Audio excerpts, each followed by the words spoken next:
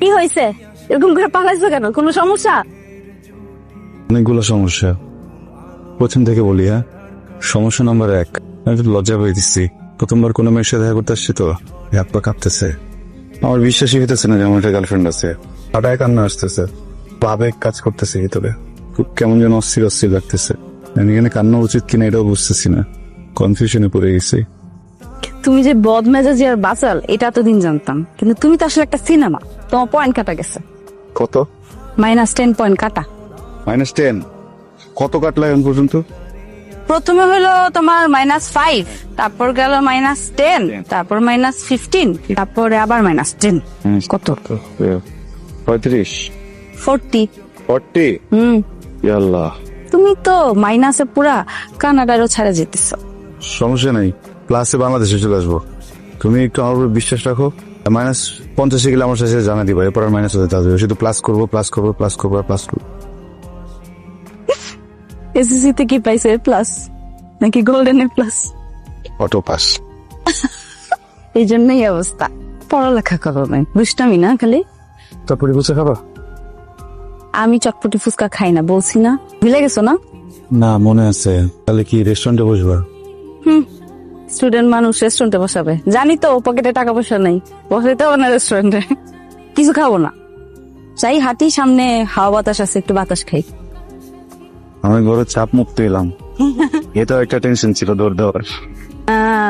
না, দৌড় দিতে দিব না, ওইদিকে যাই, চলো। ওখানে অনেক কিন্তু আছে বাড়তি, তা খাইতে পারো। 100 টাকা থাকলে গাড়ি ভাড়া লাগবে না, দিতে পারো। ওইটা বাদে থাকুক, জমাও, জানো একদিন রেস্টুরেন্টে নিয়ে যেতে পারো। তোমার পছন্দের রং কোনটা? বলছিলাম, ভুলে গেছো। না। পছন্দের খাবার? এটাও বলছিলাম, ভুলে গেছো। না। পছন্দের গান কি? গান তো চেঞ্জ হয়, এক এক সময় একটা পছন্দ হয়। এখন গানটা একটু চেঞ্জ হয়েছে, আগের গানটা এখন আর পছন্দ না, নতুন একটা পছন্দ। কিছুই ভুলি নাই, সবকিছুই মনে আছে, কিন্তু টপিক পাইতেছো না কথা বলা, তাই না? রিয়া, এর কথা বলবো? অনুমতি লাগবে না, এমনি বলো। কাছে এসে বলি? বলো। কি করতেছো? সরি সরি সরি কি? সরি। সিনেমার ভিতর দেখছি নায়ক নায়িকার পা ধরে এরকম টান দেয়, কি সুন্দর পাটা উঠে আসে। তোমার ঘরে টান দিছি, তুমি তো পড়ে গেলা। পা ধরে টান করতেছিল কেন? আমার তো ছোটবেলাতে হুন্ডা অনেক পছন্দ, তো আমি টিফিনের টাকা জমাইতেছিলাম, একটা হুন্ডা কিনবো। কয়েকদিন আগে থেকে জমাইতেছি, তো খুব বেশি টাকা এখনো জমে নাই। হঠাৎ করে যে তোমার সাথে দেখা হবে, প্রথমবার দেখা, পরে মনে হলো যে হুন্ডা তো কেনাই যাবে, সমস্যা নেই। প্রথম দেখা তো আর বারবার হবে না। আমি ওই টাকাটা দিয়া পরে যে একটা পায়েল বানিয়ে নিয়ে আসছি। এটা একটা নতুন ধরনের রূপা। কেন বললো এটা চকচক করে না? চকচক করলে তো সোনা হয় না, চকচক করলে তো রূপা হয় না, তাই না? আসলে একটা সিনেমা বলছি না, দেখছো? পরে দেই। ঠিক আছে, নায়িকা তো দাঁড়ায় পরে, আমি দাঁড়িয়ে পাবো না। তুমি পায়ের উপর পা রাখো। কোন জায়গায় মাথায়? পাইছি পাইছি পাইছি। হয় বেশি সুন্দর সুন্দর। ঠিক আছে, সাবধানে যাও।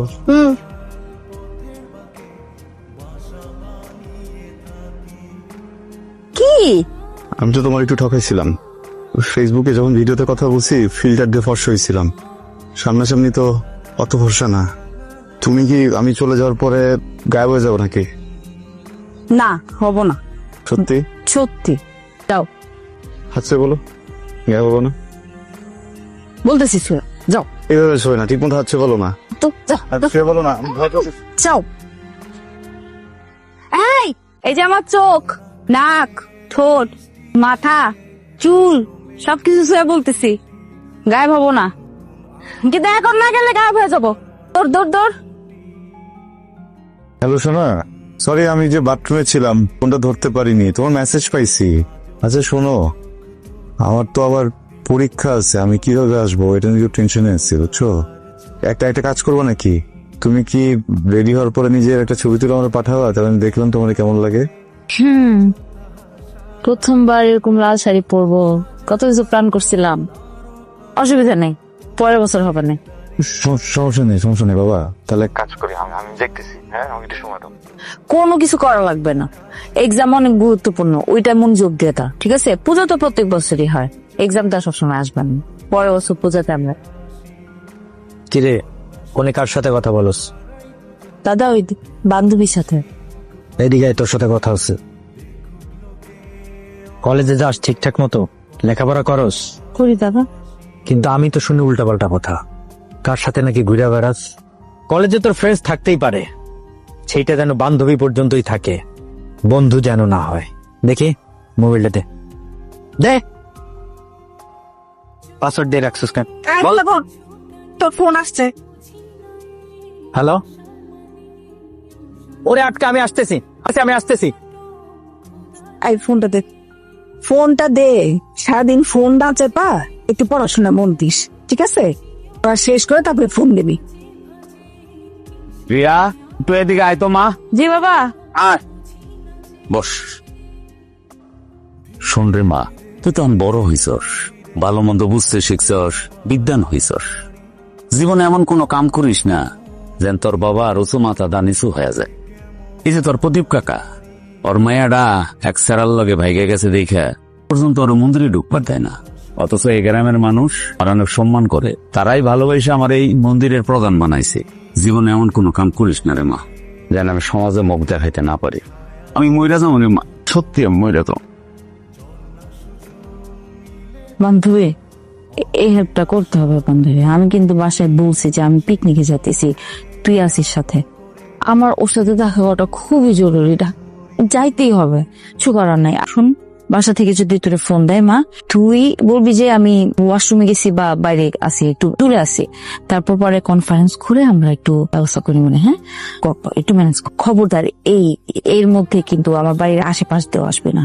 আমার দাদারে তো চিনিস না, আমার দাদা যদি জানতে পারে আমার একদম মায়েরা ফেলবে, তো খুব সাবধান। কাক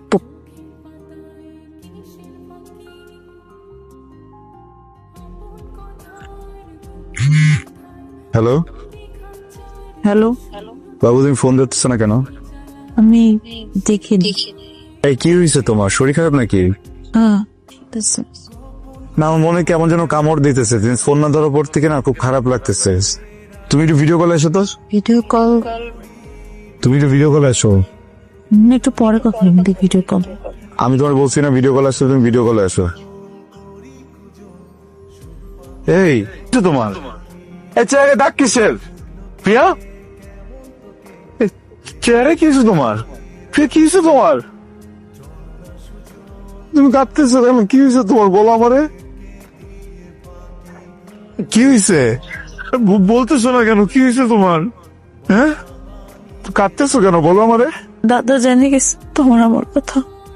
তোমারে মারছে কে প্রিয়া? তোমারে মারছে কে? দাদা, পরিবারের সম্মানের দিকে তাকায়া আমি চুপচাপ আছি। আমার মেয়ে যদি কোনো দোষ না করতো, কাইটা টুকরা করে গাঙ্গে ভাসায় দিতাম। তোমার বোন যদি এরকম কোনো অনৈতিক সম্পর্ক করত, তুমি ভাই হয়ে প্রতিবাদ করাতে, তোমার উপর যদি এরকম কেউ আচরণ করত, তখন তোমার মা কি করত? তোমার মা তো আছে না, আর বাবা? তুমি এক কাজ করো, তুমি না আমারেও মাইরা ফেলাও, ওর বাবারেও মাইরা ফেলাও, আমার ঘর বাড়িতে আগুন জ্বালায় দাও, তোমার যত লোকজন সব নিয়ে আসো। তো কেন? হ্যাঁ, আমি আমার মেয়ের কাইটটা ভাষায় দেবো, কিন্তু তাও একটা মুসলমানের ঘরে আমি দিব না। তুমি এক কাজ করো, তুমি আমার মাইরা ফেলাও। হ্যাঁ, মারতে শুনে কেন? মাইরা ফেলাও আমারে, মারো, মারো না, মারতে শুনে কেন? কি হয়েছে? হ্যাঁ, কি হয়েছে? আন্টি প্লিজ, ওকে মারেন না আন্টি। কি করবি? হ্যাঁ, কি করবি? আমারে মারবি? মার, দাঁড়ায় আছিস কেন? মাইরা ফেল। আমার ছেলেরে মাইরা হয় নাই? হ্যাঁ, আমি আমার মেয়ের গায়ে হাত তুলতেছি, সেজন্য তোর প্রতিবাদ দিতে হবে। দাঁড়ায় আছিস কেন? বলতেছিস আমি মার না। আন্টি, আমি অনেক বড় অন্যায় করে ফেলছি, যেই বাড়ির মেয়েকে ভালোবাসি ওই বাড়ির একজন সদস্যর গায়ে হাত দিচ্ছি। পরিবার যে আমাকে মেনে নেবে না এটা আমি জানি, এটা আমি বুঝি। কি করবো বলেন? 5 বছরের সম্পর্ক তো, মাথা কাজ করতেছিল না আন্টি। আমি যখন এই সম্পর্কে প্রথমবার গেছি আমি না জানতাম না ও হিন্দু, আমি শুধু নামটা জানতাম প্রিয়া। এরপর কথা বলা শুরু করছি, কথা বলতে বলতে না আমার ভিতরে কি যেন হয়ে গেছে আন্টি। এরপর যখন জানতে পারছি ও হিন্দু, অনেক চেষ্টা করছি কথা না বলার, কিন্তু পারতেছিলাম না আন্টি। এতদিনের সম্পর্কে না কখনো সাথে আমি ঝগড়া করিনি, কখনো ওকে বকা দেইনি, আমি না কখনো বাজে নজরে ওর দিকে তাকাইনি, কখনো বাজেভাবে স্পর্শও করিনি। এই মানুষটাকে একজন এইভাবে মারছে, আমি ওর মুখে দাগ দেখে সত্যি মাথায় কাজ করতেছিল না। মুখে আর কখনো এরকম দাগ দেখতে চাই না আন্টি। ওকে একটা কথা দিবেন, আপনি আর কখনো ওর গায়ে হাত দিবেন না, আপনারা কেউ ওর গায়ে হাত দিবেন না। যদি কখনো কোনো ভুল করে ওকে বুঝাবেন, খুব বেশি হলে একটু বকা দিবেন, মারবেন না। আর ওকে যখন বিয়ে দিবেন এমন একটা পরিবার দেখে বিয়ে দিবেন যে পরিবারে কেউ ওর উপর অত্যাচার না করে, ওকে না মারে, ওকে কষ্ট না দেয়। তাহলে আমিও কথা দিব, আমি ওর লাইফ থেকে একেবারে সরে যাব, কোনোদিন ওর সাথে যোগাযোগ করবো। আজকে এখান থেকে চলে যাওয়ার পর ও 1000 চেষ্টা করলেও আর কখনো আমার সাথে যোগাযোগ করতে পারবে না। ঠিক আছে, কথা দিলাম। কথা দিলাম।